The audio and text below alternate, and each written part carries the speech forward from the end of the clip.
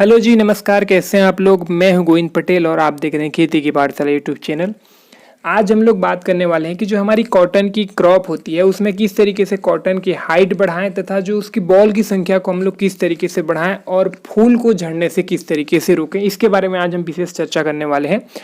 तो सबसे पहले इम्पोर्टेंट चीज़ ये होता है कि जो हमारी जो कॉटन की फसल होती है उसमें बॉल की संख्या तथा हाइट किस प्रकार से बढ़ेगा। देखिए, फसल में जो है कोई भी ना फसल हो उसमें अच्छे तरीके से ग्रो करने के लिए, उसकी लाइफ साइकिल कंप्लीट करने के लिए उसको न्यूट्रिशन ही चाहिए। न्यूट्रिशन कहने का मतलब एनपीके और माइक्रो न्यूट्रिशन का जो कम्बिनेशन आता है, इस चीज़ को अगर हम लोग पौधे में देते हैं तो पौधे में तरह तरह के हार्मोन्स जनरेट होता है और उसी हार्मोन से फूल आते हैं, फल आते हैं, मतलब फसल की हाइट बढ़ती है, पत्ते के आकार बढ़ते हैं। तो ये सारी चीज़ हार्मोन्स के माध्यम से होता है। तो अगर हम लोग माइक्रो न्यूट्रिशन या फिर अच्छे से उसको न्यूट्रिशन देने के बाद भी कई बार हम लोग देखते हैं कि हमारी फसल में जो है बॉल्स वगैरह नहीं आते हैं, तो उसमें हम अलग से हार्मोन्स डाल के भी हमारे इच्छा अनुसार जो फसल को उसको ले सकते हैं। जैसे कि आपने सुना होगा कि जैसे ब्लड की कमी होती है तो हम लोग आयरन की टेबलेट लेते हैं। देखिए, आयरन की मात्रा जो है आप भाजी पाला भी खाते हो तो आपको मिल जाता है, लेकिन अगर आप भाजी पाला खाने के साथ साथ एक आयरन का टेबलेट लेते हो तो आपकी ब्लड जो है जल्दी जल्दी ग्रो होती है, जल्दी से हमारी जो बॉडी में ब्लड की मात्रा बढ़ती है। तो उसी प्रकार से जो है फसल में जो है कॉटन की फसल में हार्मोन्स अगर हम लोग एक्सटर्नल डालते हैं तो हमारे जो कॉटन की फसल होती है उसमें हम कॉटन का हाइट भी प्राप्त कर सकते हैं, अच्छे से उसकी बॉल भी प्राप्त कर सकते हैं और कई चीज़ें जो है हमको उससे ऐड कर सकते हैं जिससे कि हमारी कॉटन की फसल अच्छी तरीके से होता है।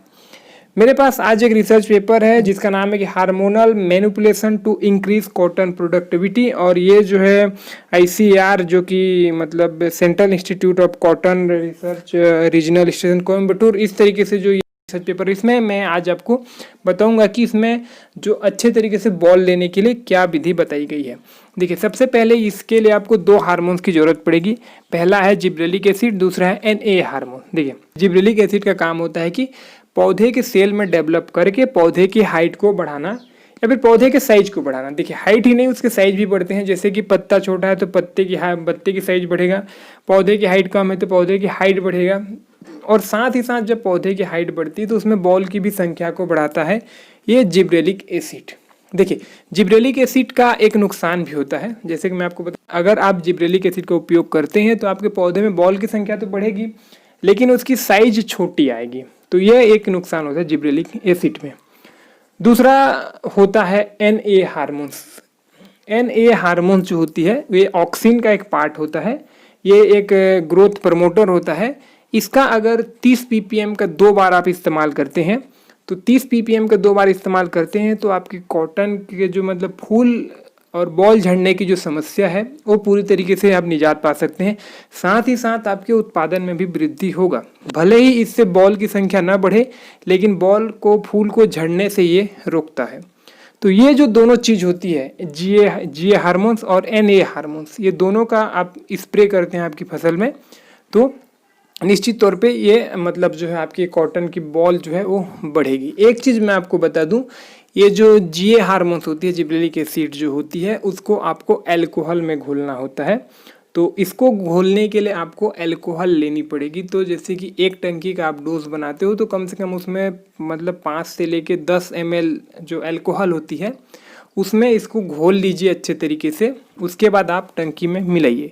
दूसरा चीज़ ये होता है कि दोनों हार्मोन्स को आपको एक टंकी में मिलाना नहीं होता है। कोई भी हार्मोन्स, ये दोनों की बात मैं नहीं कर रहा हूँ, 2 हार्मोन्स को कभी भी एक साथ आपको मिलाना नहीं होता है।